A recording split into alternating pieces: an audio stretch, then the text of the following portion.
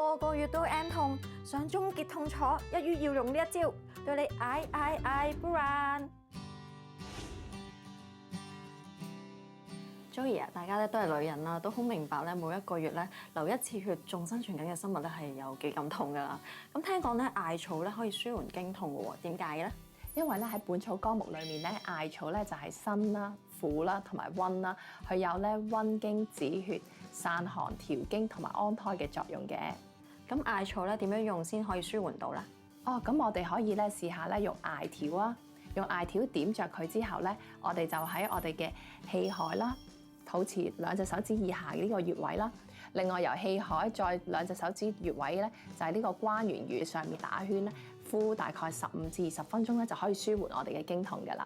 咁都係記得要瞓低做啊嘛，呢個係啦，冇錯，要瞓低做嘅。咁但係有冇話一個禮拜要做幾次好啲啊？每日一次咧就最好不過啦。咁我見咧個艾草嘅長度比較長啦，咁其實可以用幾耐咧一支嘅話？一條艾草都可以用好耐㗎，咁啊可能頭先咁講，每日用一次咧，可能一條都可以用足1個星期左右嘅喎。係啊，咁但係我都想知啦，仲有冇其他方法咧可以舒緩經痛咧？咁我不如介紹艾草紅糖雞蛋糖水俾大家啦。咁咧材料非常簡單，用艾草10克、紅糖20克、雞蛋2隻。個做法咧就好似做茶葉蛋一樣啦，先將隻雞蛋煮熟，跟住剝殼備用。之後咧就將艾草啦、紅糖啦擺落去4碗水度煲滾咗之後咧，煲30分鐘，再將我哋頭先煮熟嘅雞蛋擺翻落去煲30分鐘，咁焗出個味咧就可以食用噶啦。呢個糖水咧可以幫我哋溫經散寒、止血、調經嘅，咁就幫咗痛經嘅女士噶啦。